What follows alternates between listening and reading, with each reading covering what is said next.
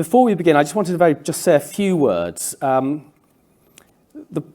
conference, I said, is focused on the demographic changes happening across the world at different stages and different rates. And in some cases, particularly in countries in the global south, which have not followed the assumed paths or conventional theories, which are often based on different histories and experiences of the developed and industrial countries in the global north.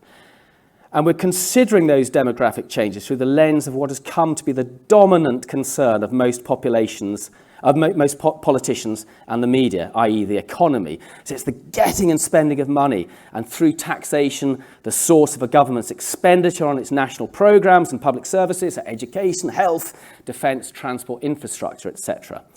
And it's a lens which increasingly, especially in the measure of GDP, gross domestic product, and the valuing of growth above all else, is seen as too narrow, incomplete a definition of human activities, our purpose, our needs, and indeed the impacts upon our planet.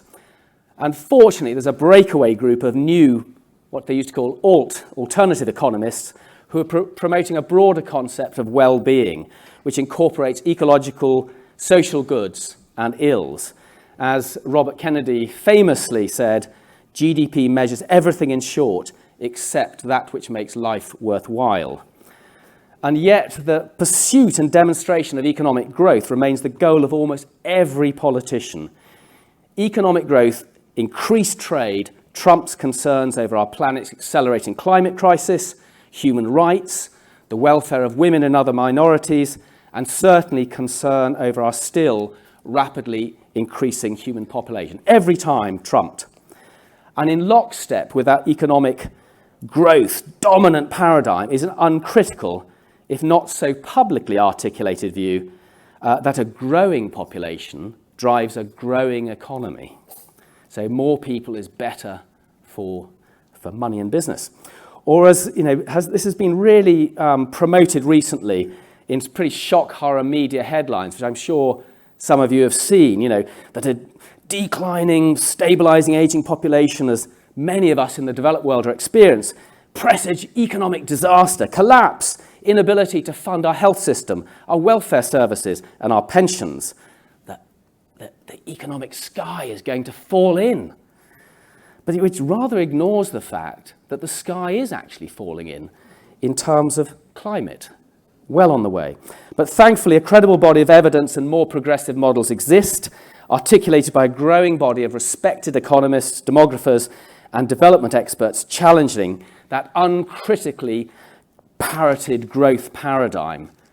And that's been evidenced and is experienced and enacted in countries as diverse as Costa Rica, Finland, Iceland, Japan, and Rwanda.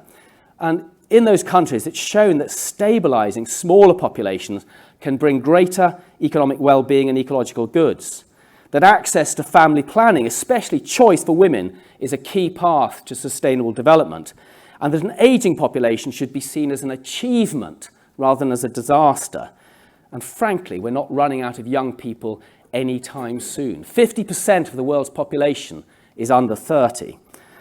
So we're very fortunate today to have that growing body of respected economists, demographers, and development experts represented amongst our speakers today, and critically representing a complementary diversity of countries and views from both the global north and the global south. Just to say, where have I got it? PM has produced a short sort of provocation, positive white paper on this issue, smaller families and aging populations, silver linings, not silver burdens. And that's available online on our website. You can find it there. And we're very grateful to Lord Adair Turner for providing a foreword to that report.